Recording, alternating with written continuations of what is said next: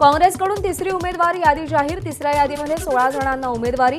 अंधेरी पश्चिममधून सचिन सावंत, दिग्रसमधून माणिकराव ठाकरे निवडणुकीच्या रिंगणात। काँग्रेस प्रवक्ते सचिन सावंत यांनी अंधेरी पश्चिममधून उमेदवारी नाकारली। सचिन सावंत यांच्याकडून निर्णय बदलण्याची काँग्रेस पक्षाचे प्रभारी रमेश चेन्निथला यांना विनंती। सावंत वांद्रे पूर्वमधून आग्रही।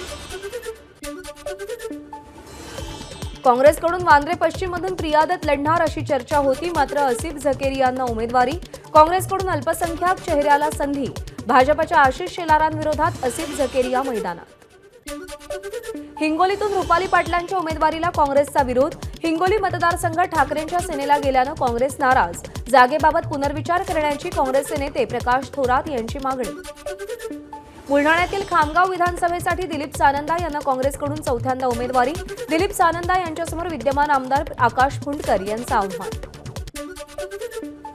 कोल्हापूर उत्तर विधानसभा मतदारसंघातील महाविकास आघाडीचा तिढा सुटला। काँग्रेसकडून राजेश लाटकर यांना उमेदवारी जाहीर। लाटकर उद्या उमेदवारी अर्ज दाखल करणार। नाशिकच्या इगतपुरी त्र्यंबकेश्वर विधानसभा मतदारसंघामध्ये काँग्रेसकडून लकी जाधव यांना उमेदवारी। अजित पवार गटात गेलेल्या हिरामण खोसकरांविरोधात लकी जाधव अशी लढत होणार। काँग्रेसकडून नांदेड दक्षिण विधानसभेसाठी विद्यमान आमदार मोहन हंबर्डे यांना उमेदवारी, तर मुखेड मतदारसंघातून माजी आमदार हणमंत पाटील बेटमोगरेकर यांना संधी। चांदवड विधानसभेसाठी काँग्रेसकडून माजी आमदार शिरीष कोतवाल यांना उमेदवारी जाहीर। भाजपच्या राहुल आहेर विरुद्ध काँग्रेसचे शिरीष कोतवाल लढत होणार। इम्तियाज जलील यांना औरंगाबाद पूर्वमधून उमेदवारी। औरंगाबादमध्ये तिहेरी लढत। भाजपकडून अतुल सावे, काँग्रेसचे एम.के. देशमुख आणि इम्तियाज जलील यांच्यामध्ये सामना होणार। मनसेकडून श्रीवर्धनमधून मुस्लिम उमेदवार फैजल पोपेरेंना उमेदवारी। पोपेरेंसमोर आदिती तटकरेंचं आव्हान। श्रीवर्धन मतदारसंघात 35,000हून अधिक मुस्लिम वोटर, कोणाच्या पारड्यात अधिक मतं पडतील याकडे लक्ष। ठाकरे गटाची 3 उमेदवारांची तिसरी यादी जाहीर। वर्सोवातून हरून खान, घाटकोपर पश्चिमेतून संजय भालेराव, तर विलेपार्लेतून संदीप नाईक यांना उमेदवारी। महाविकास आघाडीमध्ये मलबार हिल विधानसभेची जागा ठाकरे गटाकडे। भैरूलाल चौधरी जैन यांना उमेदवारी। भाजपकडून मलबार हिलमधून मंगलप्रभात लोढा रिंगणात। दहिसर विधानसभा मतदारसंघातून विनोद घोसाळकर ठाकरे गटाचे उमेदवार। उद्धव ठाकरेंनी घोसाळकर कुटुंबियांना एबी फॉर्म दिला होता। नाशिक मध्य विधानसभा मतदारसंघातून देवयानी फरांदे यांना उमेदवारी जाहीर। ठाकरे गटाचे उमेदवार वसंत गीते आणि देवयानी फरांदे यांच्यामध्ये थेट लढत होणार। मातोश्रीवर उद्धव ठाकरेंसोबत विदर्भ आणि मुंबईतल्या तिढा असलेल्या जागांवर काँग्रेसच्या बाळासाहेब थोरात यांची चर्चा। जागांची अदलाबदल होऊ शकते का याबाबतही बैठकीत चर्चा। वरळीमध्ये आदित्य ठाकरेंविरोधात मिलिंद देवरा लढत जवळपास निश्चित। 29 ऑक्टोबरला मुख्यमंत्र्यांच्या उपस्थितीत मिलिंद देवरा उमेदवारी अर्ज भरणार, सूत्रांची माहिती। जळगाव शहर मतदारसंघातून माजी महापौर जयश्री महाजन यांना उमेदवारी। महाविकास आघाडीकडून महाजनांना संधी। राष्ट्रवादी शरद पवार पक्षाची दुसरी यादी जाहीर। या यादीमध्ये 22 उमेदवारांची घोषणा। बीडमधून संदीप क्षीरसागर, उल्हासनगरमधून ओमी कलानी यांना उमेदवारी। धाराशिवच्या परंडा मतदारसंघात ठाकरे गट आणि शरद पवार गट दोघांकडून उमेदवारांची घोषणा। ठाकरे गटाकडून रणजित पाटील, तर शरद पवार गटाकडून राहुल मोटेंच्या नावाची घोषणा। त्यामुळे महाविकास आघाडीत नवा पेच। भाजपचे माजी आमदार राजेंद्र पाटणी यांचा मुलगा न्यायक पाटणीचा राष्ट्रवादी शरदचंद्र पवार गटामध्ये प्रवेश।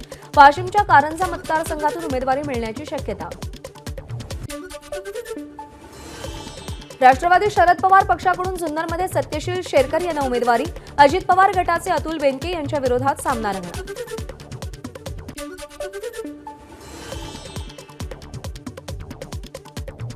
शरद पवार पक्षाकडून माळशिरसमध्ये उत्तम जानकरांना उमेदवारी। लोकसभा निवडणुकीमध्ये जानकर यांनी केलेल्या मदतीची परतफेड केली। लाडकी बहीण योजनेवरून भाजपचा नवा व्हिडिओ समोर। व्हिडिओद्वारे काँग्रेसवर निशाणा। लाडकी बहीण योजना बंद करण्याचा काँग्रेसचा घाट असल्याचा आरोप। विधानसभेसाठी महायुतीचा फॉर्म्युला अंतिम टप्प्यात। भाजप 153, शिवसेना 80 आणि राष्ट्रवादी 55 जागांवर लढणार, सूत्रांची माहिती। भाजपकडून पुन्हा एकदा 9 आकड्याचा गणित जुळवण्याचा प्रयत्न।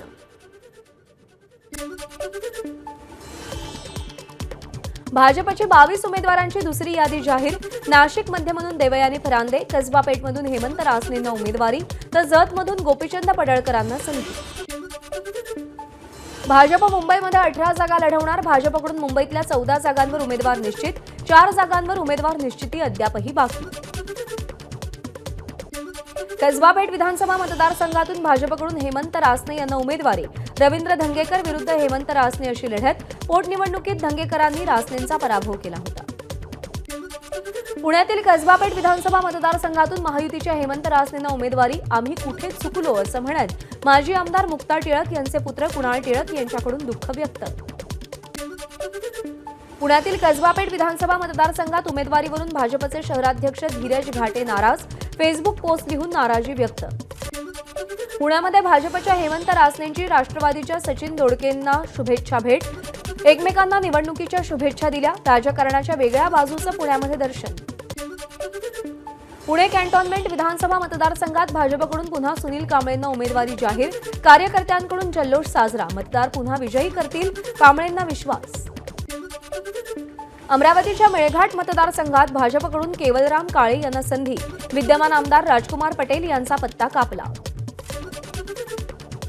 अपक्ष आमदार किशोर जोरगेवार यांना चंद्रपूर विधानसभेतून भाजपची उमेदवारी. आज चंद्रपूर इथे भाजप नेते सुधीर मुनगंटीवार यांच्या उपस्थितीमध्ये पक्षप्रवेश होणार. भाजपचे प्रदेशाध्यक्ष चंद्रशेखर बावनकुळे आज नांदेड जिल्हा दौऱ्यावर. खासदार अशोक चव्हाण यांची मुलगी श्रीजया चव्हाण यांच्या रॅलीमध्ये सहभागी होणार. आपल्यावर कुणाचाही दबाव नाही. माहीममध्ये शिवसेना मोठी होण्याची गरज. आपण लढणार आणि विजयी होणार. माहीमच्या जागेवरून सदा सरवणकरांची भूमिका. राज ठाकरे आणि आमचे संबंध चांगले, मात्र ही राजकीय लढाई. अमित ठाकरेंविरोधात महायुतीनं उमेदवार दिला, त्यावर बावनकुळेंची प्रतिक्रिया. आता जनतेच्या कोर्टात निर्णय होईल असंही बावनकुळेंचं वक्तव्य. अजित पवार आणि प्रफुल्ल पटेल यांनी नवाब मलिकांची भेट घेतली. नवाब मलिक मानखुर्द शिवाजीनगरमधून निवडणूक लढवण्यावर ठाम. 29 तारखेला कुणाकडून निवडणूक लढणार हे कळेल. नवाब मलिकांची एबीपी माझाकडे भूमिका स्पष्ट. कळवा मुंब्रा विधानसभा मतदारसंघात नजीब मुल्लांचं शक्तीप्रदर्शन. येणाऱ्या निवडणुकीमध्ये कळवा मुंब्र्याचा रावण आम्हीच दहन करू. आनंद परांजपेंचा जितेंद्र आव्हाडांना इशारा. बारामती विधानसभा मतदारसंघावर शिवसेनेचा दावा. बारामती मतदारसंघाची जागा शिवसेनेला सुटावी, सुरेंद्र जेवरेंची मागणी. या मतदारसंघातून अजित पवार उद्या अर्ज दाखल करणार आहेत. महादेव जानकरांच्या रासपची 65 जणांची पहिली यादी जाहीर. गंगाखेडमधून रत्नाकर गुट्टेंना उमेदवारी, तर बारामतीमध्ये संदीप चोपडेंना उमेदवारी.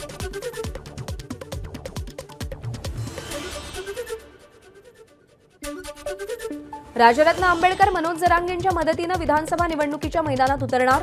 राज्यातील 29 राखीव जागा लढवण्याबाबत जरांगेंसोबत चर्चा केली. प्रकाश आंबेडकर यांच्या विरोधात पुतण्या उभा ठाकणार. क्रांतिकारी शेतकरी संघटनेची एकला चरोलेची भूमिका. रविकांत तुपकर महाविकास आघाडीसोबत निवडणूक लढवणार नाहीत. कार्यकर्त्यांना अर्ज दाखल करण्याच्या सूचना, तर काही ठिकाणी अपक्ष उमेदवारांनाही पाठिंबा देणार. तुपकर यांची माहिती. वाशिम विधानसभा मतदारसंघात भाजपकडून विद्यमान आमदार लखन मलिक यांचा पत्ता कट. मलिक यांच्याऐवजी श्याम खोडे यांना पक्षाकडून संधीचं सोनं करेन. खोडेंची प्रतिक्रिया. भाजपनं तिकीट कापल्यानंतर वाशिमचे आमदार लखन मलिक भाऊक. पक्षाचा हा निर्णय आपल्यावर अन्याय करणारा. कार्यकर्त्यांचा मेळावा घेऊन दिशा ठरवणार. लखन मलिक यांची प्रतिक्रिया. ठाकरे गटाचे माजी नगरसेवक राजू पेडणेकर वर्सोव्यातून अपक्ष निवडणूक लढवणार. ठाकरे गटानं हरून खान यांना उमेदवारी दिल्यामुळे राजू पेडणेकर नाराज. कल्याण पूर्वेतून धनंजय बोडारे यांना उमेदवारी दिल्यानं ठाकरे गटात नाराजी. आपला फॉर्म गहाळ करून बोडारे यांना उमेदवारी दिली. ठाकरे गटाचे माजी महापौर रमेश जाधव यांचे विनायक राऊत यांच्यावर गंभीर आरोप. शिवसेना उपनेते बबन घोलप यांचा राजीनामा. ठाकरे गटानं मुलगा योगेशला तिकीट दिल्यानं पुन्हा ठाकरे गटात प्रवेश केला. मिलिंद नार्वेकर यांच्यावर टीका करत ठाकरे गटाला त्यांनी सोडचिठ्ठी दिली होती. भाजपचे इच्छुक उमेदवार संतोष शेट्टी यांचा शिंदेंच्या शिवसेनेत प्रवेश. भिवंडी पूर्व विधानसभा मतदारसंघ शिंदे गटासाठी सुटल्यानं हा पक्षप्रवेश झालाय.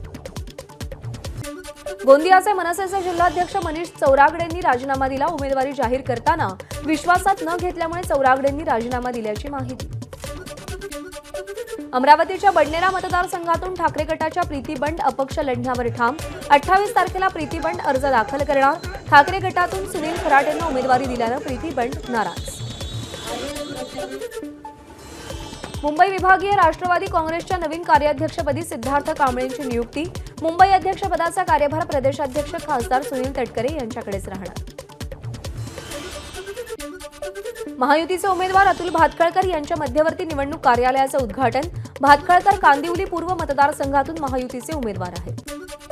आमदार संजय राठोडांच्या अडचणीत वाढ होण्याची शक्यता. आत्महत्येच्या क्लोजर रिपोर्टचे पुरावे सादर करण्याचे मुंबई हायकोर्टाचे पोलिसांना आदेश. उमेदवारी अर्ज दाखल करण्यासाठी आज साप्ताहिक सुट्टी. नेते आणि कार्यकर्त्यांचा प्रचारावर जोर. लोकशाही बळकट करण्यासाठी नाशिकमधील सुरगाण्यामध्ये मतदानासाठी जनजागृती. स्वीप कार्यक्रमाअंतर्गत संबळाच्या तालावर बोहाडा लोकोत्सवामधील सोंग मुखवटे नाचवत जनजागृती रॅली.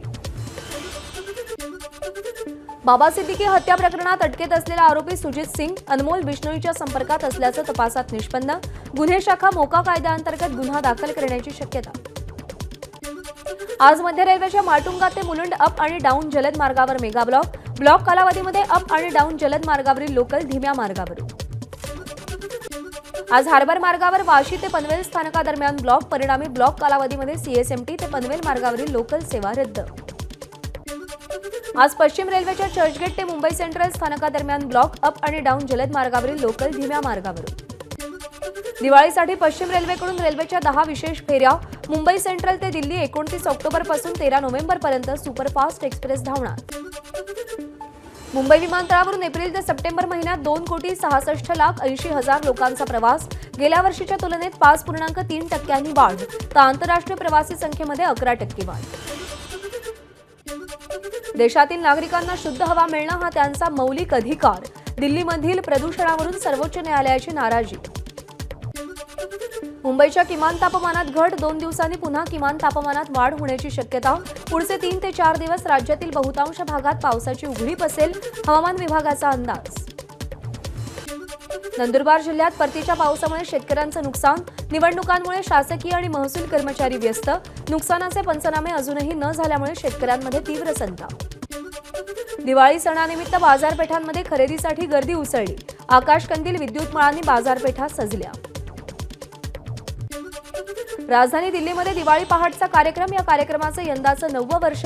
प्रसिद्ध गायक स्वप्नील बांदोडकरांकडून गायन. धारावीच्या कुंभारवाड्यातील कारागिरांकडून 10 लाख मातीच्या दिव्यांची निर्मिती आणि विक्री. धारावी सोशल मिशननं स्वदेशी वस्तूंच्या खरेदीबाबत राबवलेल्या मोहिमेचा फायदा. बनावट दारू बनवणाऱ्या 2 जणांना अहमदनगरच्या पाथर्डीतील खरवंडी कासार शिवारातून अटक. बनावट दारूसह 6 लाखांचा मुद्देमाल जप्त. मुंबईच्या अंधेरी पोलीस स्टेशनकडून दिवाळीनिमित्त मुंबईकरांना अनोखं गिफ्ट. पोलीस स्टेशनच्या परिसरात हरवलेल्या 127 मोबाईलचा पोलिसांनी शोध लावला. तक्रारदारांनी पोलिसांचे आभार मानले. आर्थिक वर्षाच्या 4थ्या तिमाहीमध्ये महागाई नियंत्रणात आणली जाईल. रिझर्व्ह बँकेचे गव्हर्नर शक्तिकांत दास यांचं वक्तव्य. चालू आर्थिक वर्षातही दर 7.2% राहण्याची शक्तिकांत दास यांच्याकडून अपेक्षा व्यक्त. पंतप्रधान नरेंद्र मोदी आज मन की बातद्वारे देशाला संबोधित करणार. दर महिन्याला प्रसारित होणाऱ्या मन की बात कार्यक्रमाचा 115वा भाग आज प्रसारित होणार. दिवाळीपूर्वी बंगालमध्ये दंगली आणि बॉम्बस्फोटांचा कट. मुख्यमंत्री ममता बॅनर्जी यांचा दावा. पोलिसांकडे सुरक्षा वाढवण्याची विनंती केली. टेक्नॉलॉजी क्षेत्रामध्ये क्रांती घडवणारी एनव्हिडिया जगातील सगळ्यात मौल्यवान कंपनी. ॲपलला मागे टाकलं. एनव्हिडियाचं बाजार मूल्य $3.53 ट्रिलियन. तर ॲपलचं बाजार मूल्य $3.52 ट्रिलियन. जर्मनीला कुशल कामगार मिळावे यासाठी जर्मन चान्सलर स्कोल्ज ओलाफ यांनी महत्त्वाचा निर्णय घेतला. जर्मनीनं भारतीय नागरिकांसाठी वार्षिक व्हिसा कोटा 20,000हून 90,000पर्यंत वाढवला. मोदी ओलाफ यांच्यामध्ये द्विपक्षीय चर्चा झाली. ऑस्ट्रेलियामध्ये 2 हलक्या विमानांची हवेतच समोरासमोर धडक. 3घांचा मृत्यू. दोन्ही विमानं वनक्षेत्रात कोसळली. 1 ऑक्टोबर 2023 ते 30 सप्टेंबर 2024 पर्यंत अंदाजे 90,415 भारतीयांना अमेरिकेमध्ये प्रवेश करण्याचा प्रयत्न करताना अटक. यूएस कस्टम्स अँड बॉर्डर प्रोटेक्शनच्या आकडेवारीनुसार अमेरिकेच्या सीमेवर दर तासाला 10 भारतीयांना अटक केली जाते. दिवाळीनिमित्त सोशल नेटवर्किंग प्लॅटफॉर्म एक्स कडून आपल्या युजर्सना मोठी भेट. 340 रुपयांना प्रीमियम प्लॅन देण्याचा निर्णय. युजर्सना स्वस्त किमतीमध्ये ब्लूटिक आणि एक्सची प्रीमियम मेंबरशिप मिळणार. एबीपी माझा, उघडा डोळे बघा नीट.